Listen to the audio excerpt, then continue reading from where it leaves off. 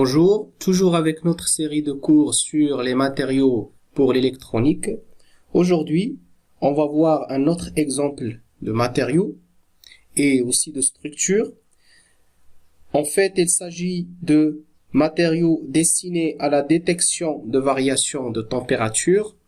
On parle en fait de capteurs de température. Et plus précisément, on va voir les thermistances. Comme introduction, il existe différents types de capteurs de température. Parmi ces capteurs sont très utilisés, on trouve ce qu'on appelle les sondes RTD, Resistance Temperature Detector. Ce sont des capteurs basés sur la modification de la résistance en fonction de température. En fait, ce sont constitués de métaux. On peut citer par exemple platine, cuivre. Et comme on a déjà vu, la résistance de ces matériaux augmente avec la température. Et cette variation de température se traduit par une variation de résistance. Et chaque intervalle ou bien chaque température correspond à une valeur de résistance donnée.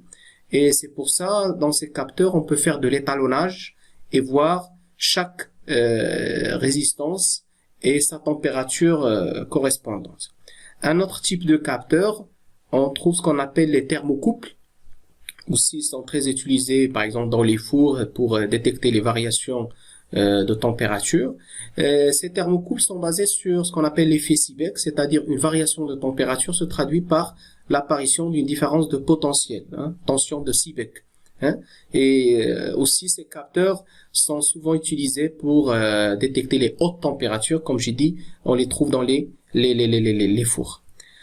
Et l'objet de notre cours, c'est ce qu'on appelle les thermistances. Aussi, ce sont des capteurs de température et qui sont utilisés par exemple pour détecter les petites variations de température. Et on verra à la fin quelques exemples d'applications dans l'automobile, dans les circuits d'alarme. En fait, ça permet, comme j'ai dit, de détecter les petites variations de température. Comme définition de thermistance, qu'est-ce que c'est qu'une thermistance? C'est un capteur, comme j'ai dit, résistif à base d'un matériau semi-conducteur. Sa résistivité varie fortement avec la température. Sur cette figure, vous pouvez voir la variation de la résistance en fonction de la température. Et vous avez ici, on verra par la suite, ce qu'on appelle le coefficient de température. 1 sur T delta R sur delta T.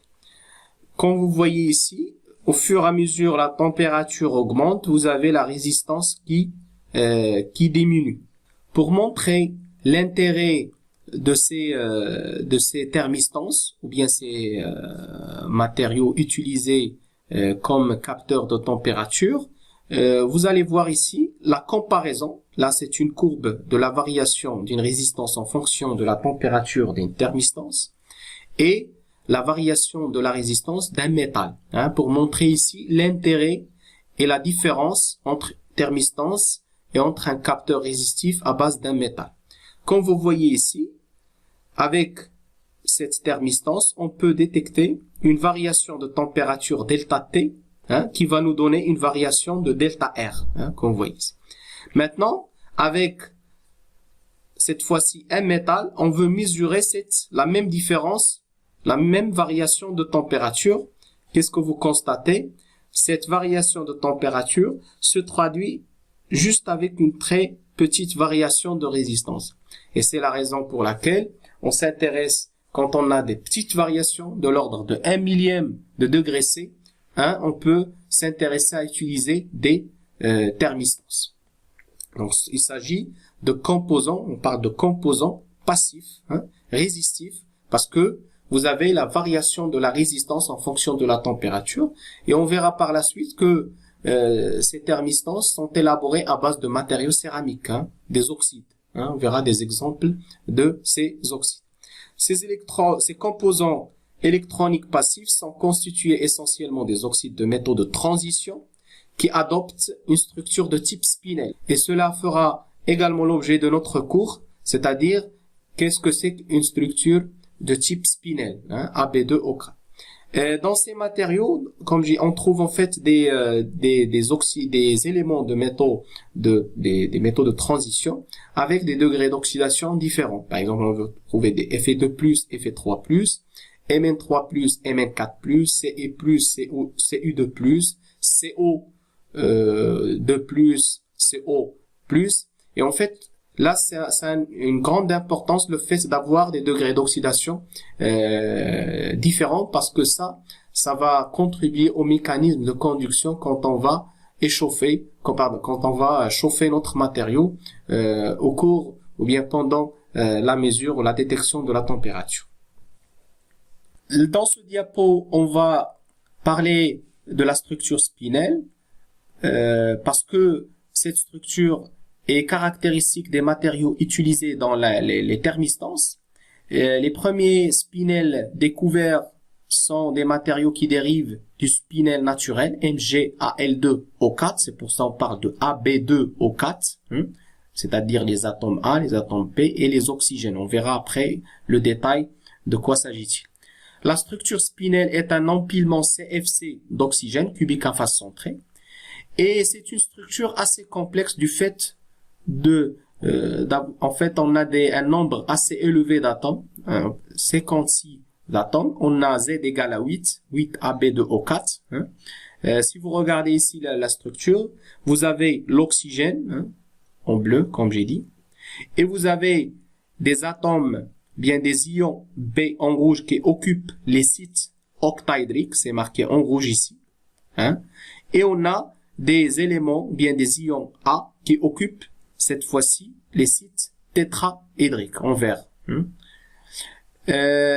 remarque, c'est que les sites octaédriques et tétraédriques ne sont pas tous occupés. On verra après un exemple de structure avec les différents éléments et les différents sites dans cette structure. Voilà, on a ici, on peut voir une alternance de A4 à O4, c'est-à-dire l'atome l'ion A entouré par 4 oxygènes. Ça, c'est des sites tétra. B4O4, vous avez ici les oxygènes 4 ions et 4 ions B qui occupent des sites octa.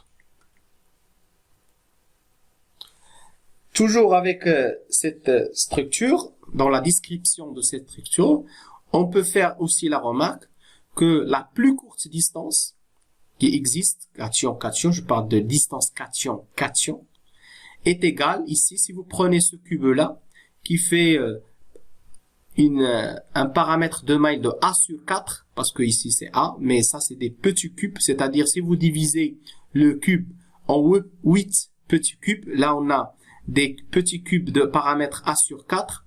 Si on mesure cette diagonale, on trouve qu'on a A racine carrée de 2 sur 4. C'est la plus courte distance cation-cation.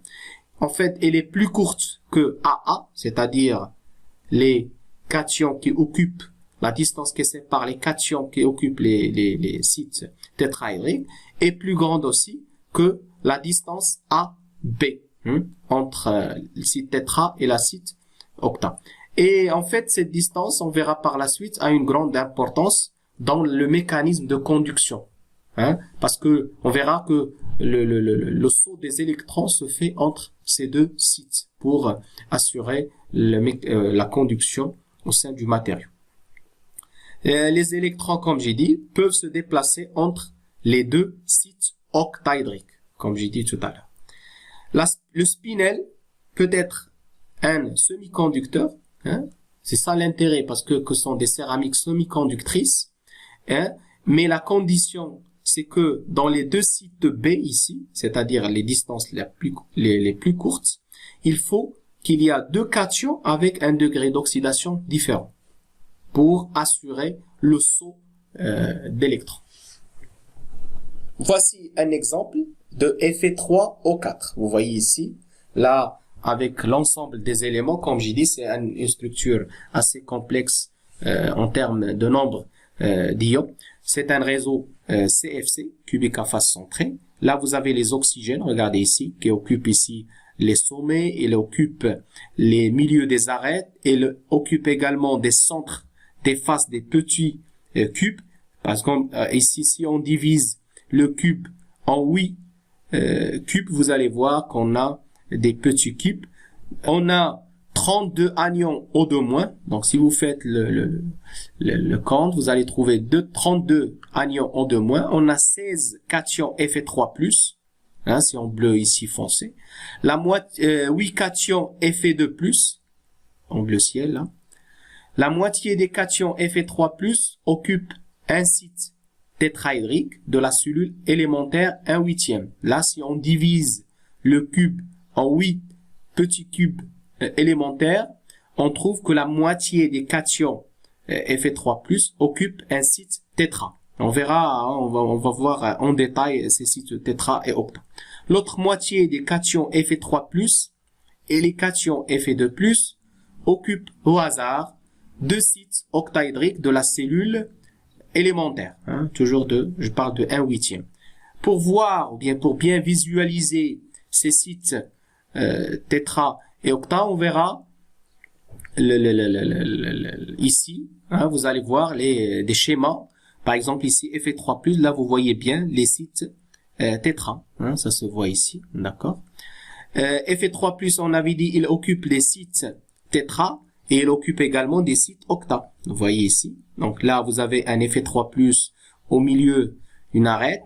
Et là, vous pouvez voir les ions d'oxygène qui entourent l'ion Fe3+. 1, 2, 3, 4 ici, je parle de la maille qui se trouve à côté. Ici, 5 et 6 aussi de l'ion qui fait partie de la maille qui se trouve à côté. Pour Fe2+, regardez, on avait dit que Fe2+, il occupe des sites octaédriques. Donc là, vous voyez également ici, chaque ion Fe2+ est entouré par 6 ions O2-. D'accord? Juste une remarque, c'est que Fe3 ou 4, vous voyez qu'on a 8 charges moins, 4 fois moins 2 égale à 8, et 8 charges plus, parce que vous avez 2 éléments de fer avec 3+, 3 fois 2 ça fait 6, plus Fe2+, le total fait égal à 8. Voilà, donc vous avez des ions qui occupent des sites tétra et des sites octaédriques. Compte tenu de la formule générale AB2O4 et l'occupation des deux types de sites tétraédriques et octaédriques, il existe 2 cas limites. Vous allez voir que les propriétés électriques de ces matériaux dépendent de l'occupation des ions, hein, dans ces sites-là. Hein, je parle tétra et... Donc là, on va voir 2 cas limites. Le premier cas limite correspond aux formules structurales AB2O4. Pourquoi on présente cette formule de cette façon? C'est que ici, vous avez les B entre 2 crochets. Ça veut dire que il occupe des sites octaédriques. En dehors de ces crochets, par exemple les ions A ou bien les atomes A, ça veut dire qu'ils se trouvent dans des sites tétraédriques. Voilà. Quand vous avez les ions B avec le même degré d'oxydation entre les 2 crochets, ça veut dire que notre spinel est normal ou bien direct. Ça veut dire quoi? Pour comprendre, là vous avez un exemple. Zn2+, Fe3+, 2O4 Qu'est-ce qu'on a entre les 2 crochets? On a 2 ions Fe3+, avec le même degré d'oxydation, qui est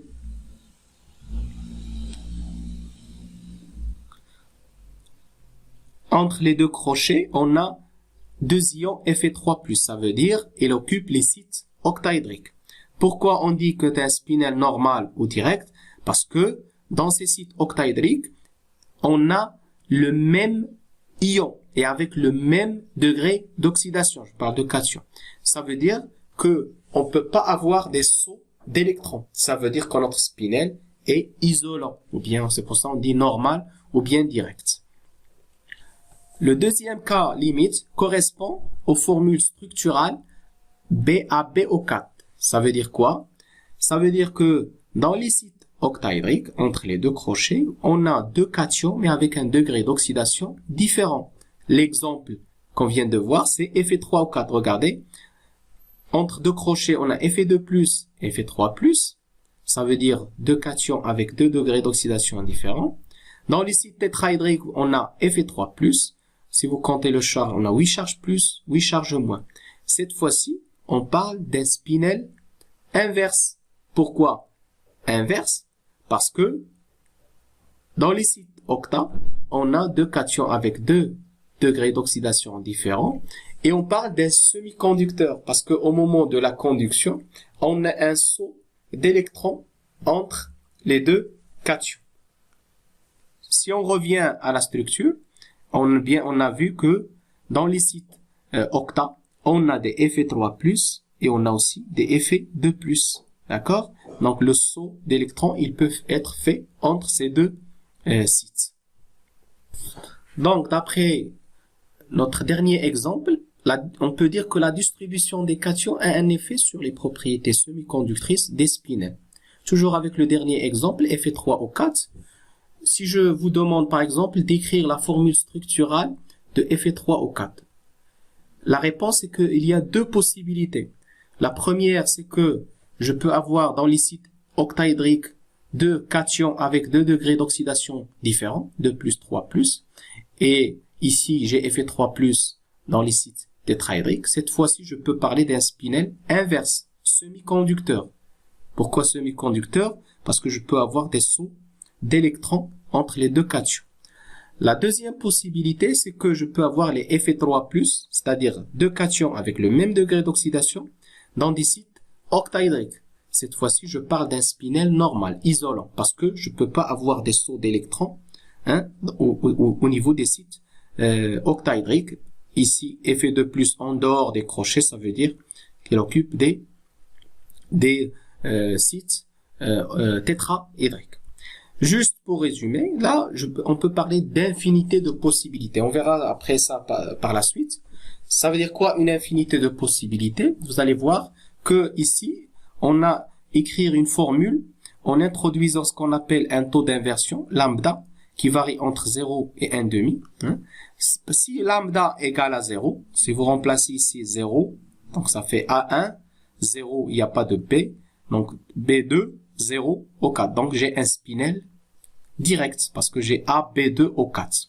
Si lambda égale à 1,5, si vous remplacez ici lambda pour 1,5, vous allez trouver BAB, O4, ça veut dire, on parle d'un spinel inverse bien semi-conducteur. Il faut savoir aussi qu'il existe plusieurs types de structures spinel. On peut parler de spinel 2,3, ça veut dire, regardez ici, Ni2+, Fe2,3+, O4.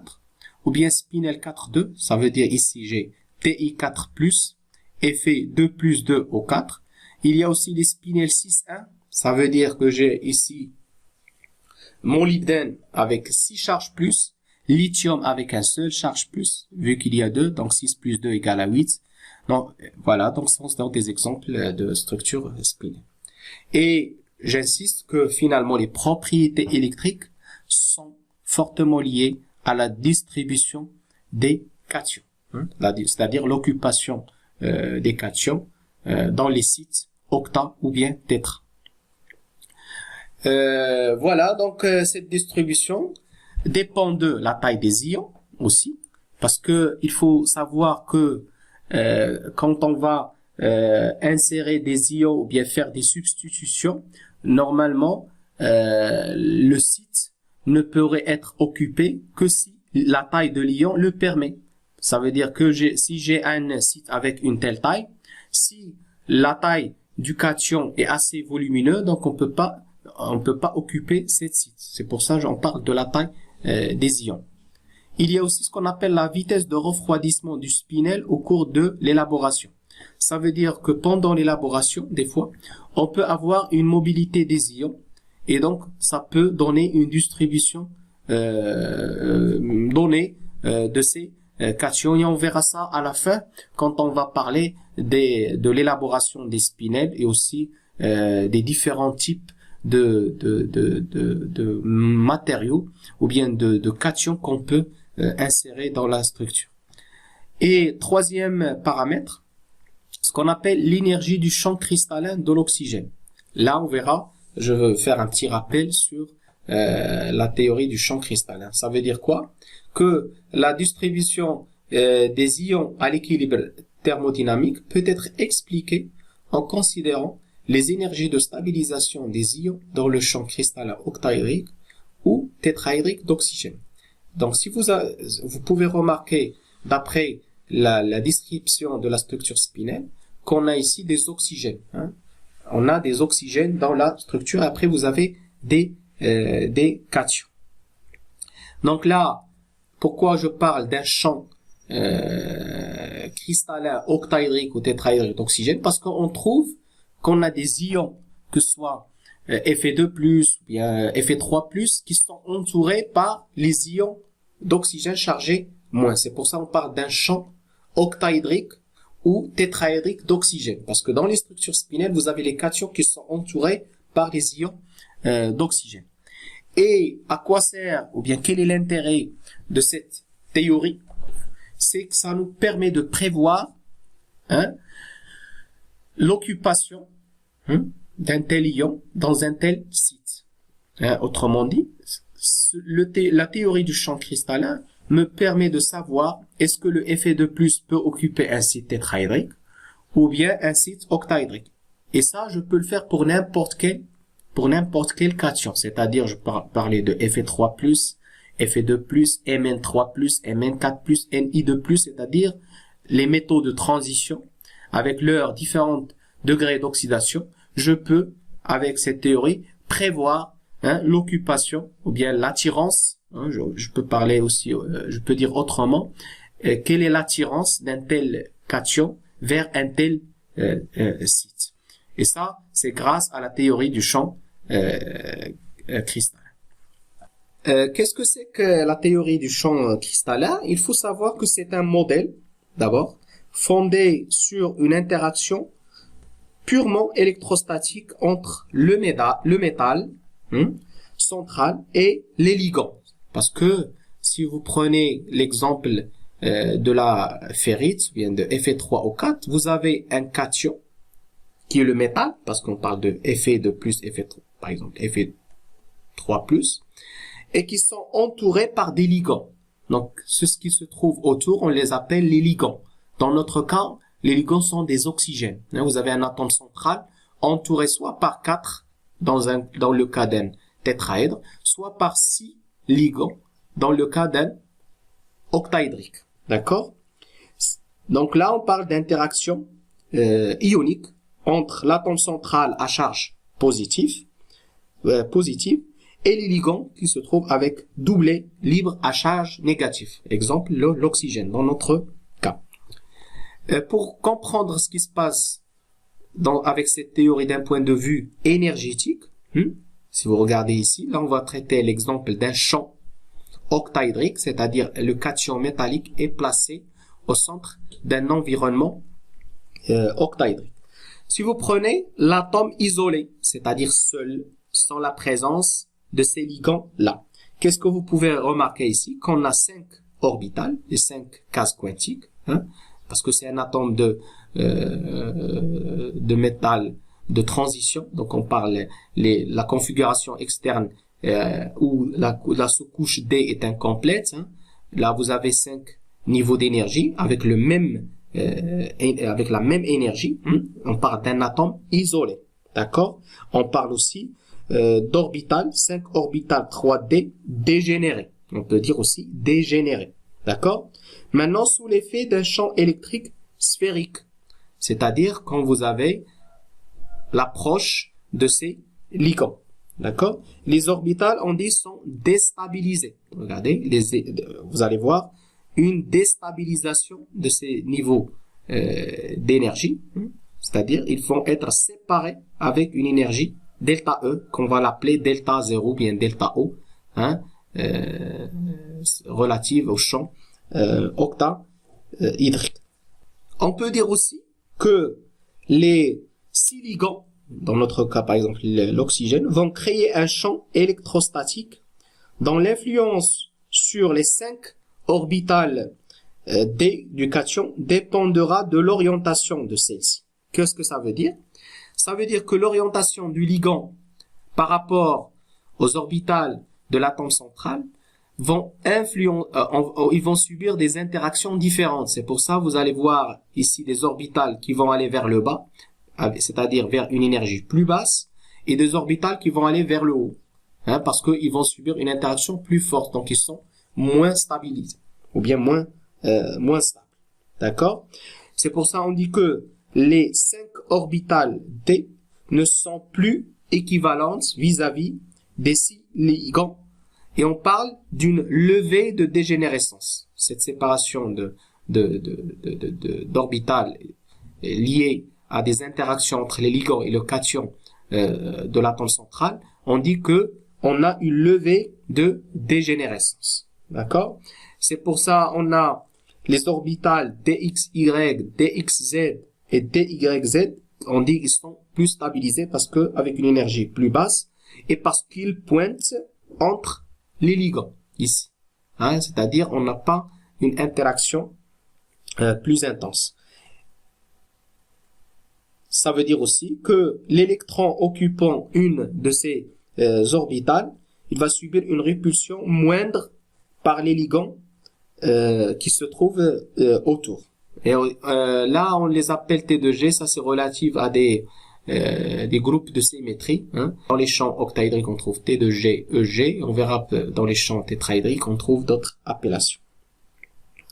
Par contre, les orbitales dx carré, y carré et dz carré sont, on dit, déstabilisés parce qu'ils sont dirigés directement vers les ligands.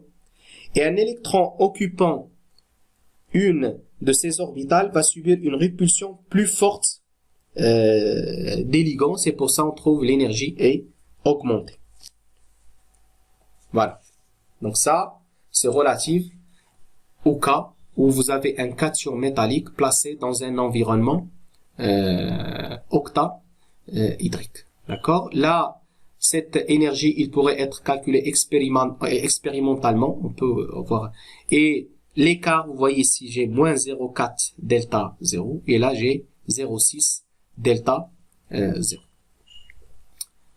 Prenons l'exemple d'un cation métallique, cette fois-ci, placé au centre d'un environnement tétraédrique. Vous voyez ici l'atome central, entouré par des ligands chargés moins. C'est la même explication, c'est-à-dire on va trouver des orbitales qui vont être stabilisées avec une énergie plus basse, moins 0,6 delta T, donc l'énergie qui s'est passée. Et on va trouver des orbitales, on va dire déstabilisées avec une énergie plus grande, vers le haut, T2, appelé T3. Donc là j'ai 3 orbitales T2, 2 orbitales E, avec une énergie delta T qui sépare les deux niveaux. Pareil, c'est-à-dire là, quand vous avez l'atome central isolé, donc on a 5 niveaux avec la même énergie, à l'approche des ligands, on a une levée de dégénérescence avec la séparation des orbitales de l'atome central. D'accord? Là, on peut aussi faire la remarque que cette delta T égale à 4 sur 9 delta 0. Et ça a un intérêt parce que ça va nous permettre par la suite de faire la comparaison ou bien ce qu'on appelle le calcul des énergies de stabilisation entre les champs octaédriques et les champs tétraédriques. Là, je vais vous montrer un exemple. Comment calcule l'énergie de stabilisation des cations, par exemple Fe2+, Fe3+, et n'importe quel cation. Si vous regardez cet exemple, là, on a besoin bien sûr de la configuration électronique de ces cations. Là, Fe2+, là c'est l'argon, puis vous avez 3D6. Pour Fe3+, on a 3D5. Pour l'occupation de ces niveaux, toujours en respectant la règle de Hend, regardez ici. Là, on commence là 1, 2, 3, 4, 5 et 6, c'est-à-dire le maximum de spin. Hein. Quand on veut remplir ces niveaux, pareil, comme 1, 2, 3, 4, 5 et 6, c'est-à-dire le maximum de spin.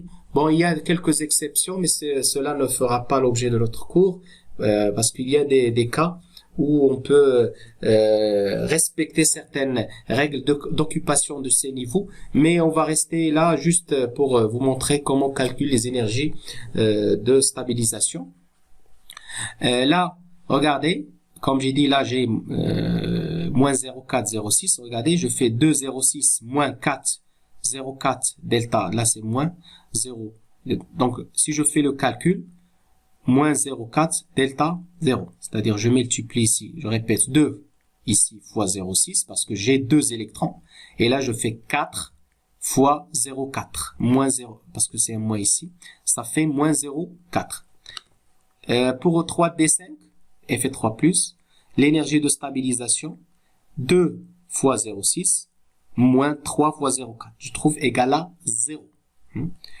Mais ça, c'est dans un champ octaédrique. Maintenant, si je fais ça dans un champ tétraédrique, pareil, ion libre, là, le remplissage, donc l'énergie de stabilisation pour Fe2+, je trouve moins 0,3 delta 0, et l'énergie de stabilisation de Fe3+, je trouvais 0. C'est-à-dire, pour Fe3+, que ce soit dans un champ tétra, ou bien dans un champ octa, on trouve la valeur de 0. Par contre, pour Fe2+, regardez, dans le cas d'un champ octaédrique, vous avez moins 0,4. Dans le cas d'un champ tétra, c'est moins 0,3. D'après ces calculs, et en comparant les énergies de stabilisation, on peut dire que Fe2+ a plus d'attirance vers les sites octaédriques. Et ce calcul va nous permettre d'écrire la formule structurale et la distribution des cations. Le résultat, c'est que Fe2+ a plus d'attirance vers les sites octaédriques, et c'est pour ça, dans les sites octa, vous voyez, on a Fe3+ et Fe2+, et ça nous permet de dire que ce spinel A est un semi-conducteur, parce qu'on a deux cations avec un degré d'oxydation différent. Donc jusqu'à présent, on a défini qu'est-ce que c'est qu'une thermistance, et qu'est-ce que c'est qu'une structure spinelle. On a vu que les matériaux qui possèdent ces structures sont plus favorables pour les utiliser dans les thermistances. Pour la prochaine fois, on va voir des exemples de thermistance et on va voir aussi quelques caractéristiques électriques ainsi que le mécanisme de conduction.